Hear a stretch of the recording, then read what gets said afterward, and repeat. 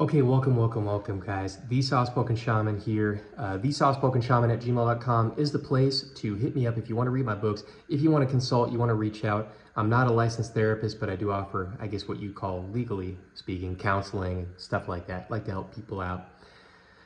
First things first, I want to say this is the first time ever, but the demographics of people who listen to my channel is finally where I want it to be. It is 62% men, 38% women. That's pretty good. I remember back when I started this channel, it was like 98% men, 96% men. I think it's a lot better this way.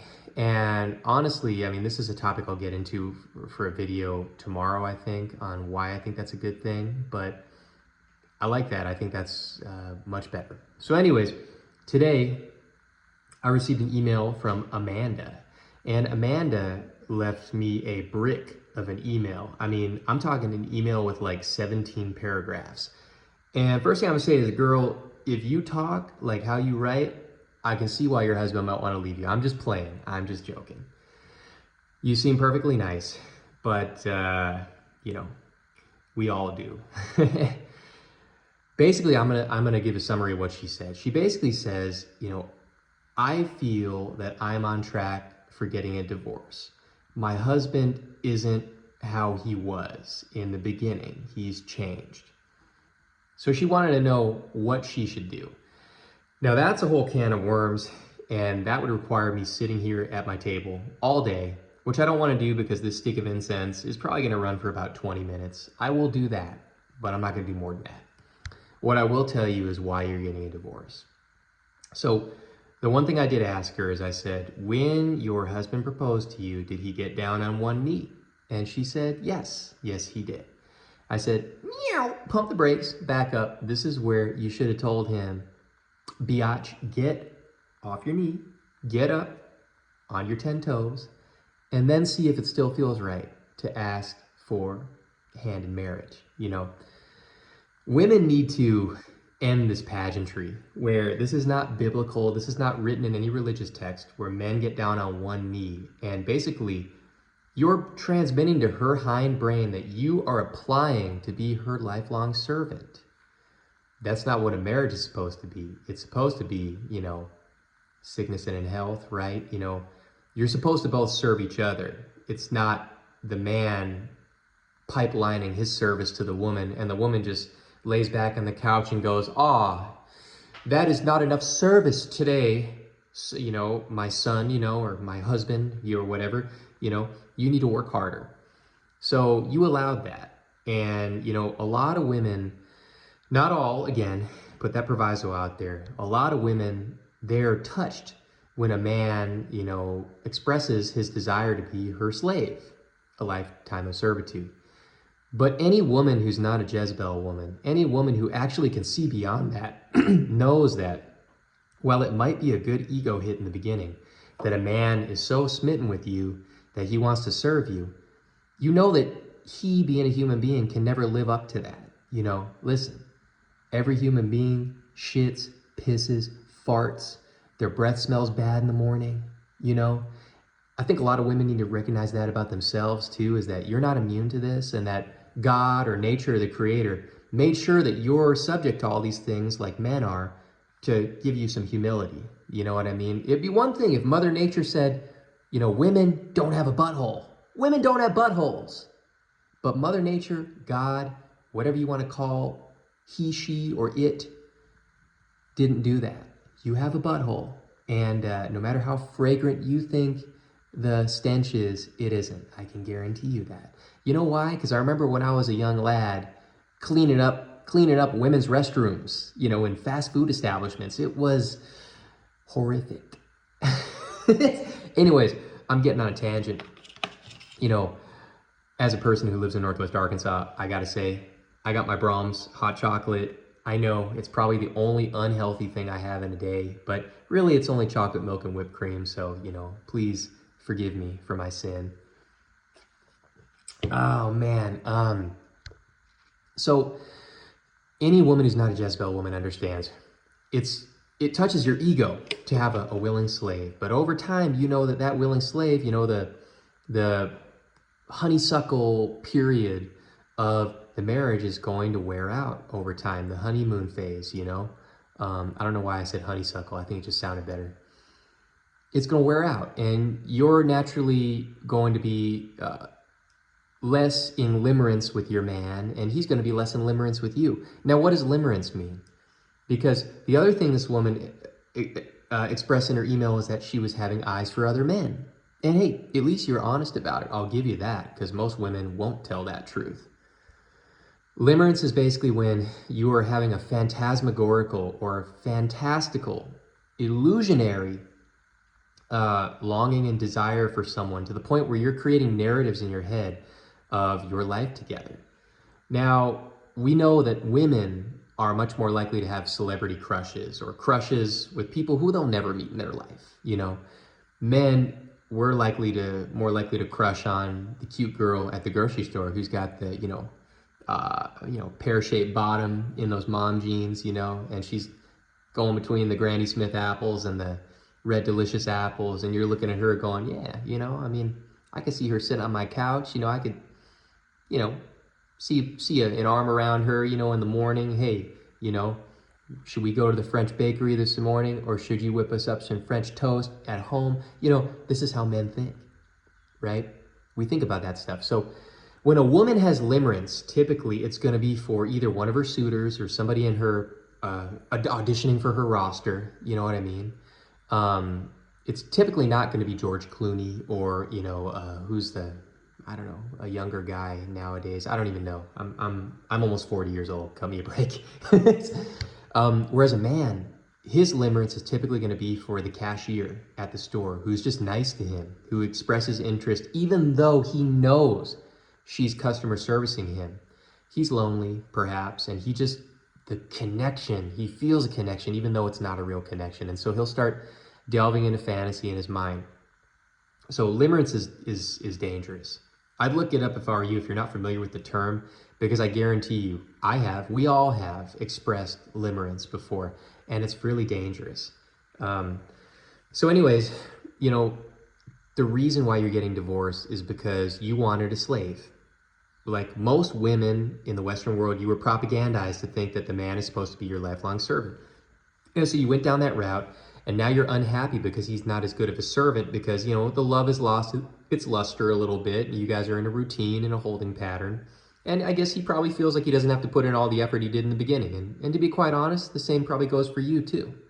You're probably irritated at him throwing his dirty socks on the ground instead of in the hamper after he gets home from work, right? There's got to be a great leveling out of ego to bring intimate nuclear family relationships back, meaning women have to be brought back down to a level playing field. They have to be brought off the throne, right? You realize that they're human beings, that you are subject to death too, just like we all are, just like men are. And then guys need to understand that they need to stop acting like, punks, and, playing video games when you're 45. Not saying there's anything wrong with that, but, playing Call of Duty for, 8 hours a day when you're 45 or, Now, again, it doesn't mean you need to be a slave. Like, for instance, I'm not married. I don't have any children I know about because I'm not signing up for a master-slave relationship. As a person who has been successful and self-made in my life, I've bought my own farmland, built my own house. My life is pretty chill. I am not going to be a slave. I am open to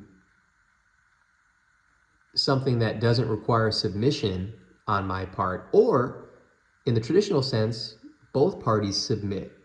So technically both parties submit and are dominant in their own ways, So, I'm not going to put up with that. In the animal kingdom, and I like to look at nature for the hidden expressions of natural laws. For many mammals, and even, amphibians or reptiles too, the male builds the domicile, builds the nest. The human beings, you can build it or buy it, And that's the male's responsibility, is to build the fortification that you live in. And so I say to myself, well, I did that. So that doesn't mean I'm going to be a bum, but I'm not going to work 9 to 5 or longer every day so I can have a woman sit up in my house and perhaps cheat on me while I'm busting my butt. I don't want, whether it be for a boss or for myself, I'm not going to do that. So the other thing too is women got to get real. Even if you were to snag a quote unquote rich guy, which to some people, I would fit that bill. To other people who are greedy, I wouldn't fit that bill. But to me, I'm a pretty wealthy guy. And I'm not even talking about money. I'm talking about the things that matter. What was I going to say before I went off on a tangent? More hot chocolate.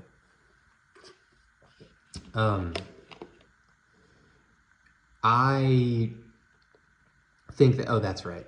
I think that women need to understand that, like Taylor Swift said, did your girl boss too close to the sun, right? In her new crappy album that I haven't heard except for on TikTok. Did your girl boss too close to the sun? Yeah, you burnt your wings off, girl. So now, it's funny, women want a girl boss, but then they get married and they want the man to provide everything. Like, no. You guys literally, with the help of the elites, reshape the economy where it is a woman's world now, and men can't even get these jobs anymore. The only way a man can be a big baller is if he runs his own business nowadays or whatever. So women have to contribute. There's none of this. Now, here's the thing. Women don't have to get a job. Like, if I had a wife and she had a cottage industry, or like maybe she was making soaps or doing something at home, making products and selling them on Etsy, that's cool. I'm okay with that. But you certainly ain't gonna be laying up all day while I'm working. Hell no. Look at how expensive things are nowadays. And this is one thing that millennial women probably understand, whereas Zoomer women, Gen Z women, I don't think understand this because they're too young.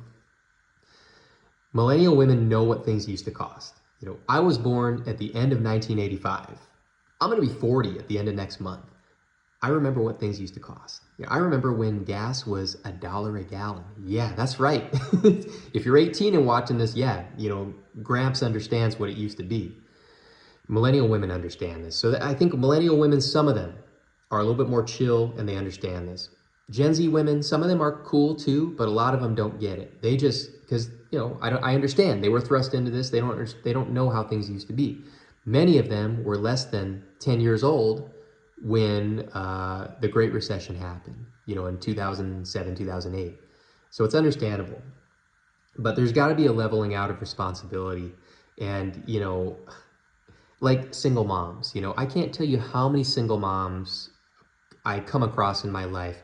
I'm not on dating apps, or anything like that, but just who I meet in my life, or whatever. And they want to burrow their way into my life. And I won't do it because since I'm not keen on the whole master-slave dynamic, I'm also not keen on taking care of another man's child. That's something I won't do. And I'm unabashed about that. And I will never bend on that principle. These single moms, they want you to remake yourself in their image. Like you may have everything going on in your life, but now they want you to be a dad, but a dad to a son that you didn't even, or a daughter you didn't even create, So there's this disrespect that's laden where many Western women, they are just pushing the boundaries of what they think they can get away with. And that's not going to lead to a happy marriage. So women have come to this fork in the road. What do you want to be? Do you want to be a boss babe bossing around a man, or do you want to be a wife? And I don't even like the word partner at all. I don't use that word. If you see your marriage as a business, I also think that's probably destined to fail too. Because in that sense, the woman sees herself as the boss typically and the man as the employee. My phone seems like it's going to shut down. Stupid iPhone. It's like the backlighting went down. I don't know if it's going to shut off. So if it does, whatever. You're still getting a good 15-minute chunk out of me. But Amanda, you got some soul searching to do, girl. You got to decide if you want to be a bossy woman. Look up that statue in Lower Manhattan of the Morgan Stanley bull and the little girl with her hands akimbo, her hands on her hips, like in defiance of the bull. That's the average woman nowadays. You got to get real with nature. A bull is going to destroy you every single time, whether you be a boy or a girl. Women have to decide that they want to be human beings again and stop acting like they're deities. That's something they're going to have to do, because you're not a deity, you're a human being. And I don't think that men should treat women like garbage. I think that they should treat them like human beings, but I also think that women should treat men like human beings and not treat them like servants or subjects or OnlyFans subscribers or fans. Because, you know, I've been around enough people in this life. I've smelt these female restrooms before.